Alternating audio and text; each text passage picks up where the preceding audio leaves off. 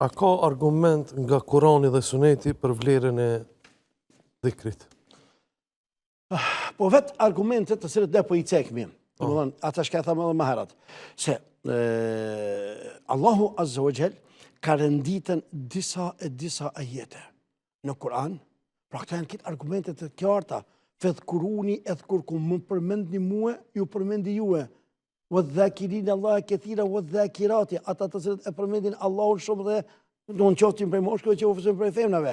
Hadithet e pejgamberi sallallahu alaihi wasallam janë të shumta, sa që njëherë pejgamberi sallallahu alaihi wasallam është një ngjarje shumë interesante kjo.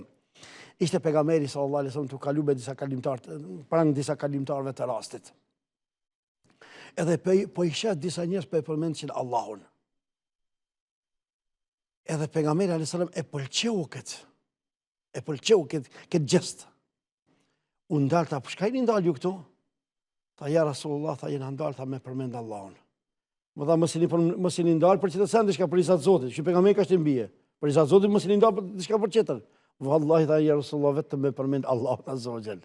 Pejgamberi tha ju shtina Izat Zotit jo që s'besoj juve, por nga klasia tha, çka e kam. Tha përdesa ju tha jeni ndalë ta këtu tha me përmend Allahun, pra dini tha se Allahu është shumë I kënaqur me juve dhe Allahu është duke ju përmend juve te me lajket e veta. Çka po më argument më e çtu unë do të ndalem pak do ta bëj një shkëpuqje të shkurtër se po patjetër. Mos ta llogaritmi si lloj kritike, po si lloj këshillon, po e them këtë ditë Ramazanit se nuk duhet të kritikojmë, por të përmirësohemi, kemi nevojë.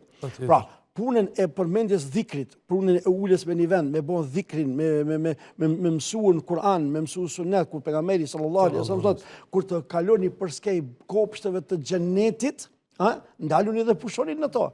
Të pranishmit I thanë, o I dërguar I Zotit, por çka është, kush janë kopshtet e xhenetit? Çka janë kopshtet e xhenetit? Tha, në vendet ku përmendet Allahu, pa aty tha ata kopshtet e xhenetit. Këtu unë po duhet ta bëj pak te xhamati I jon tash në Ramazan. I bëj një kërkesë, një këshill, një apel nëse më lejohet me thonën, pra, pak më shumë qëndroni në xhamia. Rrini pak më shumë në xhamia, mos rrini nëpër kafe. Iftarin me ngronë, mas iftarit, pas taravijeve, para taravijeve, huxhumin në për kafe. Pse nuk po rrinë xhami? Pse nuk po I falë taravijet? Pse edhe tash edhe pak baka fundin a vinë edhe në 10 që I fundit, qëndroni pak më shumë xhami. Që ati është veni ku Allahu e donë. Që ati është ku Allahu kënaqet. Që ati janë veni ku Allahu Azza wa Jall krenohet me ty. Që ati janë ku ti kopshtin tanë në xhenet e ujit. Se nëse unë shpesh e kam thonë këtë lutje, o Allah I madh, nëse ti nuk na I fal gjunat e tona në Ramazan, kur do ta falen o Zoti I madh? Atëherë janë raste të mira. Ku e di në Ramazanin tjetër jemi gjallë as jemi gjallë. Atëherë çka më po? Pra, janë sende që Allahu I ka cekën, domethënë në Kur'an, edhe janë gjëra të cilat I ka cekën pejgamberi sallallahu alaihi wasallam. Pra, ne po e them se shpirti ka nevojë për adhurim, aq sa ka nevojë trupi për ushqim. Nëse trupin ton, lukthin ton nuk e ushqejmë na, në fund na detyron me ngronë edhe ushqime të dyta. Se lypaj, ati si intereson. Përpara, kur tregojnë ku ishin kohrat e luftrave, domethënë luftrës dytë më herët apo diçka, tregojnë njerëzit se pe zorit, pe urijës të mëdha kanë ngronë gjëra shumë tjeshta, shumë ndoshta është trupi edhe me I cek këtu. Pse se trupi e ka lip trupi edhe pik. Pra, nëse trupi nuk e ushqen me ushqim të mirë, ai detyrohet ose të detyron ty me hongër ushqim të keq. Një ashtu edhe shpirti, nëse shpirti nuk e ushqen me ushqim të mirë, pra me dhikr Zotit, ai detyrohet me hongër, pa ushqim nuk rrin ai, detyrohet me hongër ushqime të këqija. Për shembull, a ki pa se në trupin e njerit nuk ekzistojnë dy të vërteta edhe dy të mira, dy të këqija. Një, e vërteta ekzistimi I Allahut edhe pikë. Në nështrimin ndaj Allahut pik.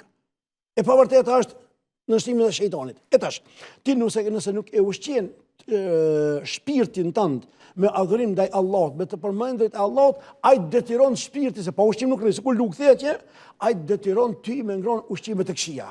Po ku ka ushqim bajkese me netën? Fyrja, sharja, përgojimi, punë të zeza, punë të liga, bartja e fjalëve, ku diçka unë që ne. Pse?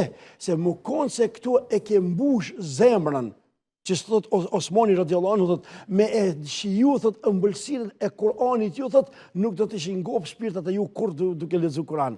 Pra, nëse ti nuk i ke çu shpirtit tan ushqim të mirë dhikër të Zotit, atëherë shpirti detyron çka me ngron ushqim të keq a'udhu billah. Pse? Sepse faktikisht ja ke dal ushqimin e mirë e shejtanit ja ke qenë rrugën edhe ai beçuka ushqimet e këshia Allahu na rrit, e sidomos në muajin e bekuar të Ramazanit. Sepse ka herë që të pebaj një vërejë këta e kanë bën në xhamia gje ku shërbej.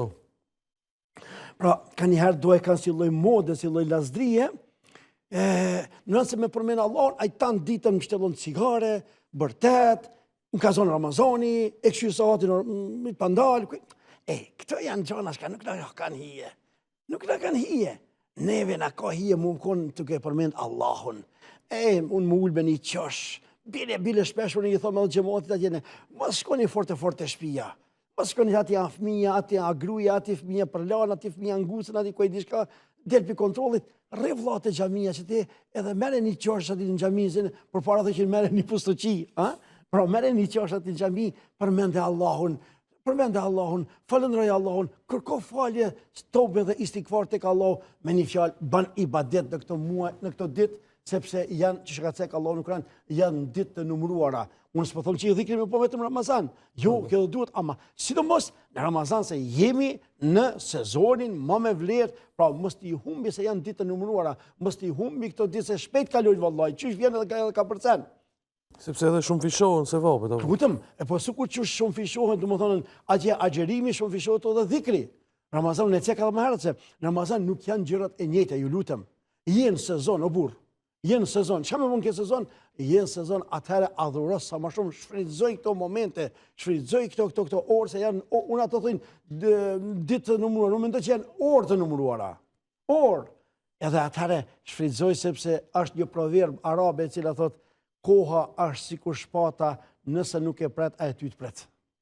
Pra, el waqtu ke sejfi, lem të këta. Koha është si shpata, nëse nuk e pret shpata, atë të kohën, koha të pret tyje. Kur thova ato thënë e po të qëllimi për komentusit, që mështë ketë shkuptimi, komentusit e Koranit, në më në përkthys.